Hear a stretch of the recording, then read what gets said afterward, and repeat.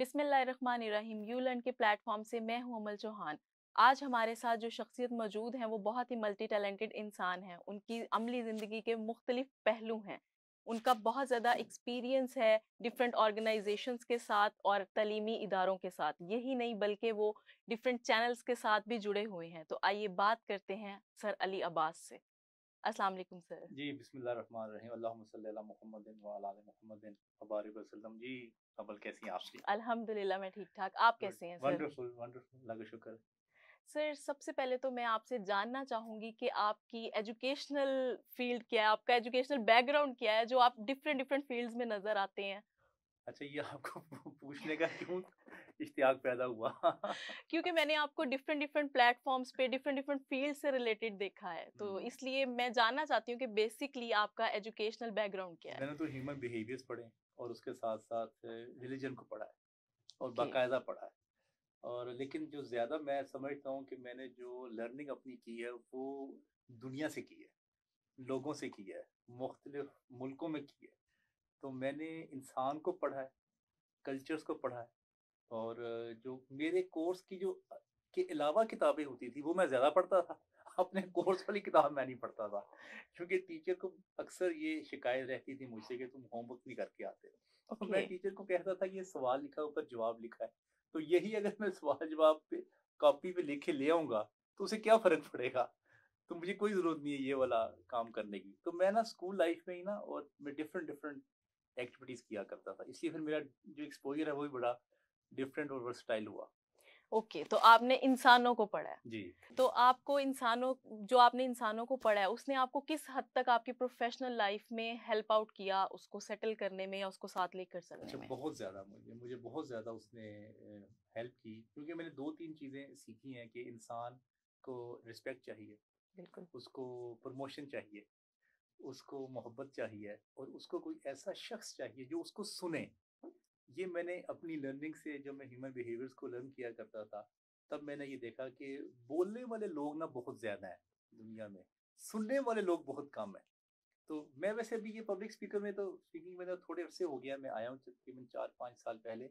लेकिन इससे पहले का जो मेरा करियर है वो सारा वो सुनने वाला है ज़्यादा।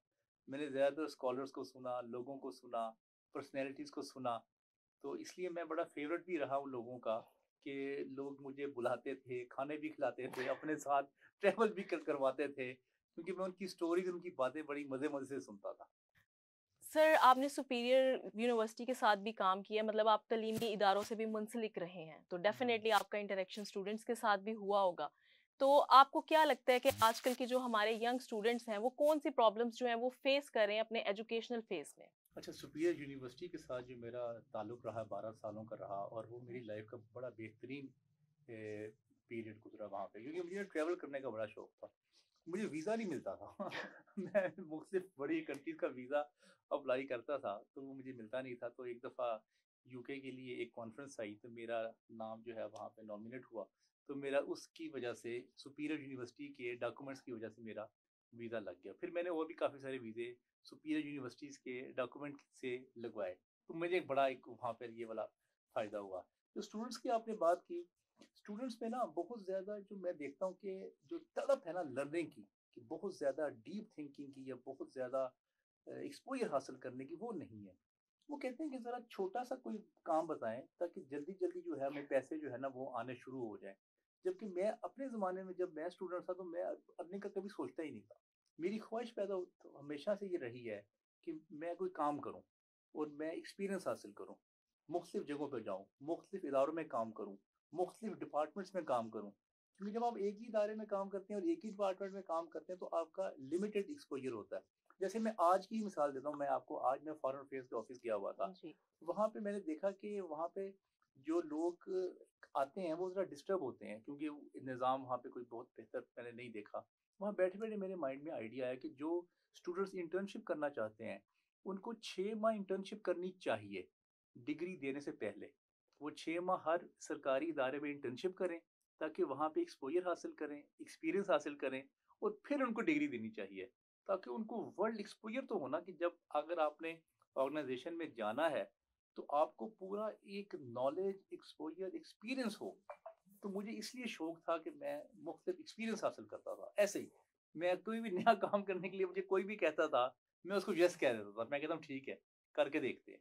सर आपको क्या लगता है कि जो ई लर्निंग है वो किस हद तक जो है वो बच्चों के लिए फायदेमंद है?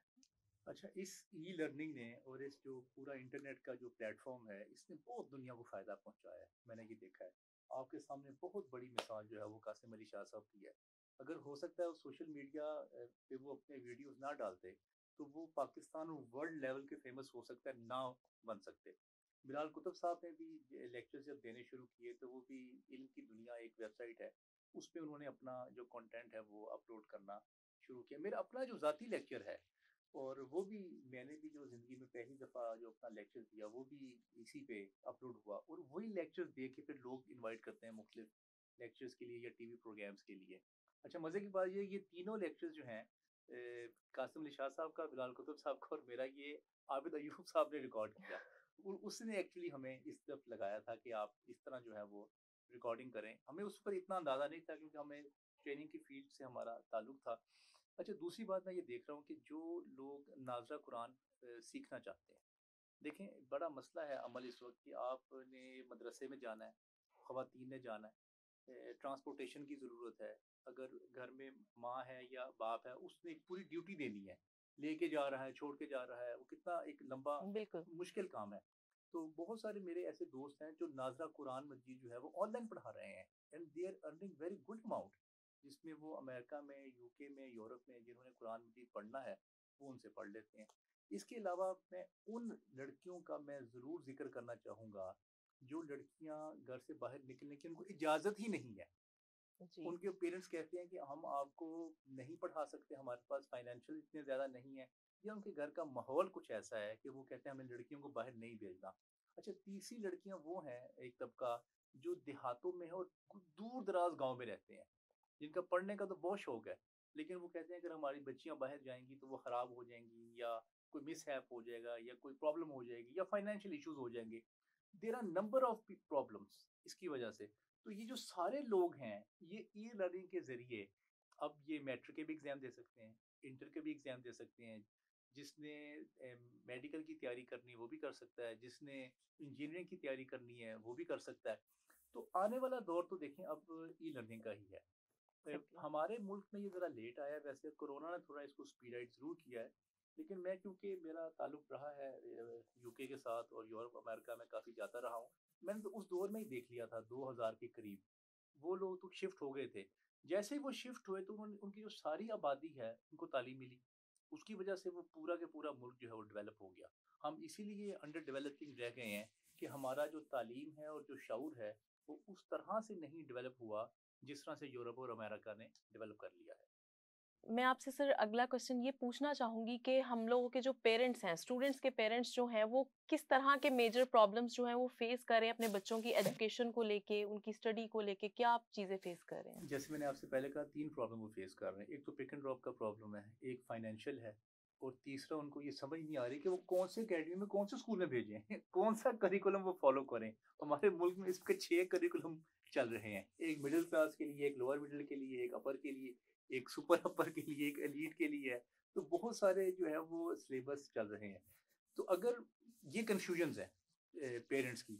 अच्छा, दूसरी कन्फ्यूजन पेरेंट की ये है कि अगर वो ई लर्निंग कि किसी प्लेटफॉर्म पे रजिस्टर्ड होते हैं, तो क्या उनका बच्चा लैपटॉप पे वाकई काम कर रहा है, या वो गेम्स देख रहा है, या वो मूवीज देख रहा है, या वो कोई स्पोर्ट्स देख रहा है, वो क्या कर रहा है। तो ये मेजर इश्यूज हैं जिनको एड्रेस करने की ज़रूरत है, लेकिन टाइम के साथ साथ ये कम भी होती जा रही हैं, और मैं देख रहा हूँ कि अब जो पेरेंट्स हैं उनका काफ़ी एतमाद जो है वो डेवलप होना शुरू हो गया है, ये पूरी लर्निंग के ई प्लेटफॉर्म लर्निंग से। पे। जी। सर आप हम लोग की जो यंग स्टूडेंट्स हैं उनको आप क्या कोई एक मैसेज देना चाहेंगे जिससे जो उनको आगे जाके फ्यूचर में हेल्पफुल हो उनका करियर चूज करने के लिए? अच्छा, करियर चूज़ करने के लिए ना 2 बातें बड़ी अहम हैं। ये बिल्कुल भी नहीं सोचना चाहिए कि जो मेरे अंदर टैलेंट है मैं वही काम करूँगी, या मैं वही काम करूँगा। सबसे पहले आपने ये देखना होगा कि इस वक़्त रिक्वायरमेंट क्या है। अगर आप मुझे आज कहें कि टाइप राइटिंग का मुझे बड़ा शौक है, और मैं टाइप राइटिंग में अपना करियर बनाना चाहती हूँ, तो आप नहीं बना सकेंगी। क्योंकि वो ज़माना चेंज हो गया है। इस एग्जैक्टली। वक्त जो है मेरी देखना ये है कि दुनिया किस तरफ जा रही है। सबसे पहले उनको ये देखना चाहिए कि वर्ल्ड इकोनॉमिक फोरम ने हर साल वो 20 स्किल्स और जॉब स्किल्स को वो अपने वेबसाइट्स पे वो अनाउंस करते हैं कि आने वाली 20 जॉब्स ये हैं और ये जो 20 हैं ये ख़त्म हो जाएंगी। अच्छा, अगर आपने उसमें उस किश्ती में कदम रख लिया जो ख़त्म होने वाली हैं, तो आप तरक्की नहीं कर पाएंगे। अच्छा, अब आपने करना ये कि अपने टैलेंट को और अपने शौक को जो आने वाली 20 जॉब स्किल्स हैं उसके साथ मैच करना है। और कहीं ना कहीं इंसान का मैच हो जाता है। देखिए, बुनियादी तौर पे 6-7 की फील्ड होती हैं। आप एग्जैक्टली। समझिए, एक मेडिकल है, एक इंजीनियरिंग है, एक आर्म फोर्सेस है, एक बिजनेस है, एक लीडरशिप की फील्ड है, और एक अकाउंट्स की है, फाइनेंस को जिसको कहते हैं, एक मैनेजमेंट की फील्ड है। जी। यही बुनियादी 6-7 फील्ड्स हैं। इसी में आपने अपने आप को कहीं ना कहीं फिट इन करना होता है। लेकिन आपने फिट इन अपने आप को वहां पे करना है जिसकी पे बहुत ज्यादा है आजकल। क्योंकि आपकी अगर ज़िंदगी में आपके पास अच्छी अमाउंट की सैलरी आएगी, आपकी लाइफ अच्छी गुजर सकती है।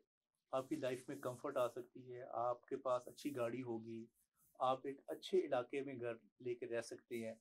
तो ये लाइफ की जो प्लेजर्स हैं, जो हैप्पीनेस है, वो इन 3-4 चीज़ों के इर्द-गिर्द घूमती है। अगर आप सफ़र करें वैगन बस पे, तो रोज़ाना ऑफ़िस जाते हुए या यूनिवर्सिटी जाते हुए आपका मूड ख़राब होगा। अगर आप वापसी पे फिर आ रहे हैं तो फिर आपको रश मिलेगा। कहीं एग्जैक्टली। पैदल चल के आप स्टॉप पे जाएँगे, आपको वहाँ पे खड़ा होना पड़ेगा। अगर आपका किसी ऐसे इलाके में घर है जो कि साफ़ नहीं है, जहाँ पे निज़ाम पार्क्स नहीं है, अच्छी मसाजिद नहीं है, तो वहाँ आपको रहने का मज़ा नहीं आएगा। तो ये 3-4 चीज़ें जो है ना वो आपने लाज़िमन अचीव करनी है ज़िंदगी में, ताकि आपकी ज़िंदगी में कम्फ़र्ट आए। उस कम्फ़र्ट से फिर आपकी लाइफ़ में हैप्पीनेस और प्लेजर्स में इज़ाफ़ा होगा। Thank you. सर, आप हमारे पेरेंट्स को क्या मैसेज देना चाहेंगे जिससे उनको अपने बच्चों की एजुकेशन से रिलेटेड जितने भी डिसीजंस हैं वो लेने में आसानी हो सके? तो आप हमारे पेरेंट्स से क्या कहना चाहेंगे इस अच्छा, बारे में? पेरेंट्स को मैं ये कहना चाहूँगा कि अगर उनको शक है ना कि हमारे बच्चे कुछ और कर रहे हैं लैपटॉप पे या कंप्यूटर पे, तो वो कोई ऐसे लेक्चर्स और ऐसी ट्रेनिंग्स लेना शुरू कर दें, जो साथ खुद भी लें। जैसे कॉन्फिडेंस डेवलपमेंट की ट्रेनिंग है, जैसे पर्सनैलिटी डेवलपमेंट की है, टूरिज़्म की है, मुख्तलिफ जो टूरिज़्म है वो क्या चल रहे हैं दुनिया में, कि how to earn good money in life. आप इस तरह की जो पर्सनैलिटी डेवलपमेंट की ट्रेनिंग्स हैं, एक्सपोजर आपने कैसे हासिल करना है, फिलोसफी क्या है, साइकोलॉजी क्या है, एंथ्रोपोलॉजी क्या है, सोशियोलॉजी क्या है, इन ट्रेनिंग्स की और इन लेक्चर्स की पेरेंट्स को भी ज़रूरत है। तो अगर जी। आप अपने बच्चे के साथ बैठ के वो लेक्चर्स अटेंड करें, एक तो वो खुद वो भी कर लेंगे, दूसरा आप भी कर लेंगे। फिर आपके और बच्चे में एक मुकालमा शुरू हो जाएगा, क्योंकि वो एक ही कंटेंट सुना दोनों ने, तो फिर वो आपस में डिस्कशन करेंगे। आप देख लीजिए कि हमारे आजकल पेरेंट्स और बच्चों के दरमियान डिस्कशन के टॉपिक ही कोई नहीं होते, एग्जैक्टली। क्योंकि हर कोई अपना अपना मोबाइल लेके बैठा हुआ है। और you don't have you can not talk with your children for 30 minutes. सही है। आपके पास कोई मौजू नहीं होता कि आप उससे बात कर सकें, क्योंकि वो एक अपनी डिफरेंट डगर में जा रहे हैं पेरेंट्स। यानी कि वो सियासत देखते होंगे, करंट अफेयर देखते होंगे, पॉलिटिक्स को देखते होंगे, न्यूज़ सुनते होंगे, और जो बच्चे हैं वो गेम्स देखते हैं और वो कार्टून्स देखते हैं। तो जब तक कोई कॉमन आपका शौक दोनों का एक नहीं होगा, तो फिर आप में उसकी डिस्कशन नहीं हो सकती। तो कोई ऐसे काम ज़रूर करने चाहिए जो दोनों मिल के कर सकें। ओके।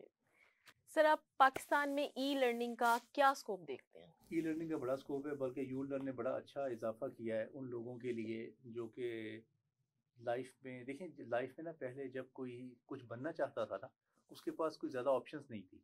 उसको डेफिनेटली किसी एकेडमी में एडमिशन लेना पड़ता था, और किताबें खरीदनी पड़ती थी, उसको अपनी ट्रांसपोर्टेशन का एक्सपेंसेस करने पड़ते थे। तो अब तो ये माइनस हो गया ना, ट्रांसपोर्टेशन यू लर्न ने माइनस कर दी, एक्सपेंसिव फीसिस जो हैं वो यू लर्न ने माइनस कर दी। आपको just you need a good connection, और आपकी जो वीडियोस हैं, और मैंने कुछ वीडियोस यू लर्न की देखी भी हैं, और जो आपके जो ट्रेनर्स हैं, टीचर्स हैं, वो इतने अच्छे तरीके से वो पढ़ा रहे होते हैं, वो शीशे वाले बोर्ड पे, आपको ऐसा महसूस होता है कि आप क्लासरूम में ही क्लासरूम मौजूद में हैं। मौजूद हैं। और उसके साथ साथ जो आपका एक इंटरेक्शन वाला जो बोर्ड है वो चल रहा होता है, साथ साथ कि आप क्वेश्चन भी पूछ सकते हैं। तो ये अगर सहूलत मेरे ख्याल से पाकिस्तान में 2000 में आ जाती, तो हो सकता है जो इस वक़्त जो एजुकेशन रेट है ना पाकिस्तान का, वो ये ना होता जो आज है। क्योंकि अमल बहुत सारे लोगों ने, किसी ने ट्रांसपोर्ट की वज़ह से नहीं पढ़ाई की, किसी ने फाइनेंस की वज़ह से नहीं की, किसी ने कहा जी टीचर पता नहीं कौन-सा अच्छा है, अकेडमी कौन-सी अच्छी है, इस वज़ह से वो पढ़ाई नहीं कर नहीं कर सके। सकते। तो अगर आपको पढ़ाई मिल रही है ऑन योर डोर स्टेप, तो आपको ज़रूर हासिल करनी चाहिए। Thank you so much sir for your time. आपने हमें अपने कीमती वक्त में से वक्त दिया। उम्मीद करती हूँ कि बहुत सारे क्वेश्चंस के आंसर्स मिले होंगे हमारे यूथ को, हमारे स्टूडेंट्स को, हमारे पेरेंट्स को भी। इसी के साथ इजाज़त चाहूँगी। दुआओं में याद रखिएगा। मुझे दीजिए इजाज़त। अल्लाह हाफ़िज़।